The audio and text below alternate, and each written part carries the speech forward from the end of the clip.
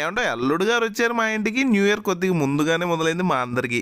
మొన్నటిదాకంటే సైలెంట్గా ఉన్నాడు కానీ అబ్బో బాబు ఇప్పుడు కొద్దిగా వైలెంట్ అయిపోయాడండి.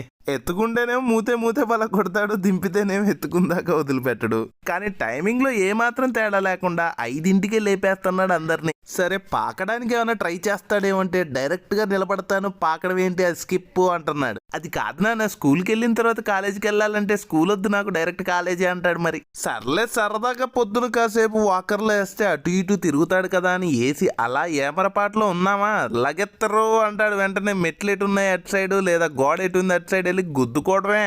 ఇదే ఒక మ్యూజిక్ అంటే పెద్దోళ్ళు మన ఇంటికి ఎవరు వచ్చినా అమ్మమ్మ గారు నాయనమ్మ గారు వీడేమన్నా చిన్నప్పుడు తక్కువ, అచ్చం మేనమామ పోనికలే వచ్చే అన్ని తీట పనులే చేస్తున్నాడని నన్ను కలిపేస్తున్నారు. తప్పు నాన్న, నా పేరు నిలబెట్టాలి, అలా చేయకూడదు అంటే నీ పేరు నిలబెట్టడానికి ఈ పనులన్నీ చేస్తున్నాను అంటాడు వాడు. చిన్నప్పుడు ఏడ్ చేసామో తెలియదు కానీ ఈడు పుట్టాకే తెలుస్తుంది చిన్నప్పుడు మనం కూడా పెద్ద టీటా స్క్వేర్ అని. అదేంటిది అంటారా, చెప్తుంటారు కదా వీడేం చేసినా నువ్వు అలాగే అంటే ఇన్ని చేసానా అని నాకే అనిపిస్తుంది.